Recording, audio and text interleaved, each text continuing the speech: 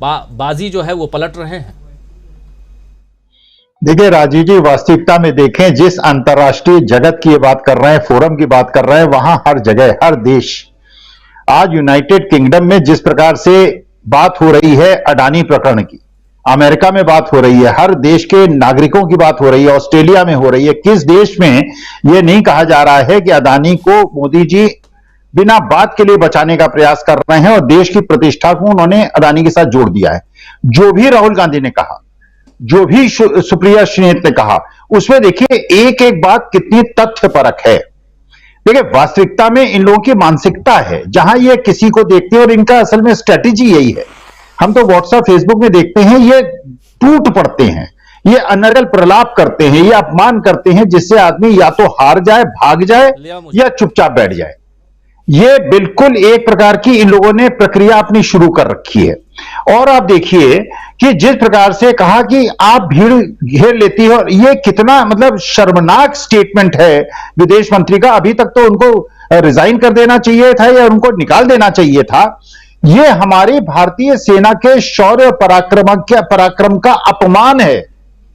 हम उस देश के वासी हैं जहां 1971 में इंदिरा गांधी ने उस समय के राष्ट्रपति जो अमेरिका के थे, उनके धमकी, उनके फोन को उठाने से इनकार कर दिया था और कहा था कि जो आपको करना है, 7वां बेड़ा भेजिए, 8वां बेड़ा भेजिए, हम रुकने वाले नहीं हैं, हम बांग्लादेश को बना के रहेंगे और ईस्ट पाकिस्तान के लोगों की रक्षा करके रहेंगे। एक वो हमारी वीर सेना थी जिसने अमेरिका को ललकार दिया था। नॉन अलाइंड मूवमेंट में पंडित जवाहरलाल नेहरू ने दोनों गुटों को यह बता दिया था कि हम एक एनएम का हमारा एक एसोसिएशन है जिसमें इतने ज्यादा राष्ट्र हैं, और अगर आप लोग बहुत ज्यादा अपने को एक अधिकार विश्व जगत में अधिकार दिखाने की कोशिश करेंगे तो हम संघर्ष करेंगे, आपका मुकाबला करेंगे, और अपना मुकाम बनाया था। देखिए वास्तविकता में जो राहुल गांधी ने कहा, कहां कहे, जब पूरा विश्व कह रहा है और आज पूरा विश्व का नागरिक सुन रहा है कि ये जो हो रहा है इस समय देश के अंदर, तो अगर आप नहीं जांच कराते हो, सुप्रीम कोर्ट को जबरन एक कमेटी बनानी पड़ती है, बिना आपके राय के कमेटी बनानी पड़ती है, रिटायर्ड जस्टिस की बनानी पड़ती है, बड़े बड़े प्रतिष्ठित लोगों की बनानी पड़ती है कि वो सच जानना चाहती है, और आप सच नहीं जानना चाहते। आप लोगों को कार में जिंदा जला देते हैं, लोगों को पीट पीट के मार देते हैं। क्या ये विदेश में ये छुपी हुई बातें हैं? क्या विदेश में छुपी हुई बातें हैं कि आप लोकसभा के अंदर लोगों के माइक बंद कर देते हैं, उनको बोलने नहीं देते, अगर बोलने देते हैं तो उनके जो पॉइंट्स हैं उनको एक्सपंज कर देते हैं, उनको मजबूर कर देते हैं, सब कुछ जो है आप जो है पास कर देते हैं, बिना अपोजिशन को राय लिए हुए चीजों को जेपीसी में नहीं डालते हैं। तो लोकतंत्र खतरे में है और आपकी धर्मनिरपेक्षता खतरे में है, सारे इंस्टीट्यूशन खतरे में है, ये विश्व पूरा जानता है।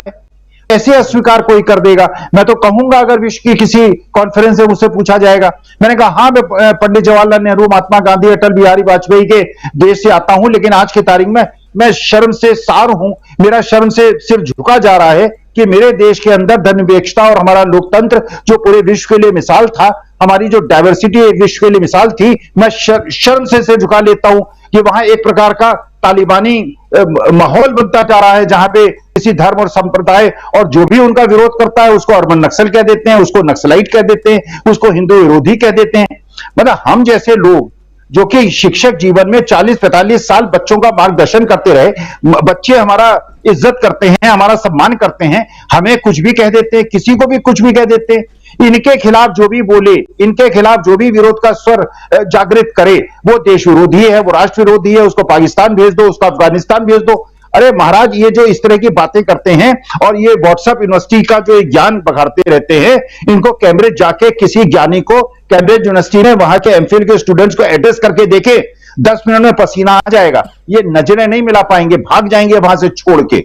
और वहां उस लड़के ने कठिन प्रश्नों का जवाब दिया। प्रधानमंत्री 9 साल के अंदर एक प्रेस कॉन्फ्रेंस नहीं कर पाए, और वो लड़का रोज कॉन्फ्रेंस कर रहा है, पूरे विश्व के प्रसिद्ध और प्रबुद्ध लोगों के बीच में कॉन्फ्रेंस कर रहा है। यह है बिल्कुल राजीव जी, वास्तविकता में देश का ये स्थिति है आज की तारीख में। मैं देख रहा हूं केवल उन लोगों के जिनका दिमाग जो है वो बिल्कुल एक कंट्रोल कर लिया गया है, उसको पूरी तरह से कैप्चर कर लिया गया है, उनका जो दिमाग है वो चलना बंद हो गया है। उनको ये समझ में नहीं आ रहा है कि देश के लिए कितना अहित कर रहे हैं, देश का कितना नुकसान कर रहे हैं। और ये पाकिस्तान जो 1947 के बाद आज उसका दृश्य देख रहा है, अस्तित्व नहीं हटे और हम लोग मिलजुल कर नहीं चले, तो 30-40 साल के बाद हमारी दो जनरेशन पाकिस्तान जैसा ही हिंदुस्तान देखेंगे राजीव जी। 14-19 नहीं होगा, 2024 मुझे लगता है ये 2004 होगा और उससे जबरदस्त होगा। 2004 में एक ऐसा व्यक्ति था जो सर्वमान्य था और केवल उसकी गलती यह थी कि उसने इलेक्शन को प्रिपोन किया था और उसने ये कहा था इंडिया शाइनिंग, और पूरे देश ने ये कहा था कि भैया कहां इंडिया शाइन कर रहा है, मेरे घर में तो इनकम कम हो गई, मेरे को तो महंगाई से मैं पीड़ित हो गया। आज महंगाई बेरोजगारी की समस्या अटल जी के जमाने में 2004 से 4 गुना ज्यादा है। उस समय जबकि बिल्कुल अपोजिशन, बीजेपी का अपोजिशन पूरी तरह से अशक्त था, कोई कल्पना नहीं कर सकता था, उस समय कोई कल्पना नहीं कर सकता था कि यूपीए की गवर्नमेंट आ जाएगी। और उस समय केवल इंडिया शाइनिंग के खिलाफ, इंडिया शाइनिंग का जितना नारा अटल जी ने बुलंद किया था उससे 10 गुना ज्यादा मोदी जी ने बुलंद कर दिया है। अब जिस प्रकार से राहुल गांधी पूरे विश्व में ख्याति और उनकी एक्सेप्टेंस बढ़ रही है, जिस तरह से पूरे विश्व की जनता, देश की जनता पदयात्रा के माध्यम से, गरीब और मध्यम वर्ग की जनता उनसे जुड़ी है और जो छवि उनकी बनाई गई थी उसको पूरी तरह से खत्म कर दिया गया है। और इंडिया शाइनिंग नहीं, इस समय तो कह रहे हैं ये स्वर्णिम युग है, ये तो अमृत काल है। अरे कैसा अमृत काल है जहां सबकी आमदनी घट रही है। केवल अडानी जी की आमदनी इतनी बढ़ गई थी कि वो विश्व का सबसे दूसरा अमीर आदमी बन गया था, जो आदमी 23,000 लोगों को नौकरी देता था, और आज जो है पूरे एम्पायर जो है ढह गई है। तो ये कैसा इंडिया शाइनिंग, किसके लिए इंडिया शाइन कर रहा है? एक एक हिंदुस्तान के निवासियों से मैं निवेदन करता हूं अपने खर्च का और अपनी आय का विवरण रखें और ये देखें कि क्या अगर इंडिया शाइन कर रहा है इस सरकार को लौटने का मौका दें। लेकिन अगर आपको लगता है कि आपके बच्चे को रोजगार नहीं मिला है, अगर आपकी पत्नी रसोई में परेशान है कि उसका खर्चा नहीं चल रहा है, हर चीज के दाम बढ़ते चले जा रहे हैं, अगर महंगाई बढ़ रही है, बेरोजगारी बढ़ती जा रही है, आमदनी नहीं बढ़ रही है, अपने व्यक्तिगत जीवन में जो हो रहा है, अकबर और टीपू सुल्तान और औरंगजेब और शिवाजी, इन सबको देखना छोड़ दें, अपने घर को देखें। अगर आपका घर सुखी है, समाज सुखी है और देश सुखी है। जब पेट में आग लगी होती है तो देश को आप एकजुट नहीं रख सकते, पेट की आग को बुझाना आवश्यक है। छत्तीसगढ़ गवर्नमेंट ने जिस प्रकार से ये कहा कि हम बेरोजगारी भत्ता देंगे और बच्चे जिनको नौकरी देना हमारा कर्तव्य था, अगर हम नौकरी देने में असफल होते हैं हम उन्हें बेरोजगारी भत्ता देंगे। ये शासन का कर्तव्य है, ये सरकार का कर्तव्य है। और यहां जो 15 साल की नौकरी करने सेना में लोग जाते थे, उनकी 4 साल की नौकरी कर दी जाती है। इंटरेस्ट रेट जो है वो इस तरह से खेले जाते हैं कि लोगों की ईएमआई बढ़ जाती है।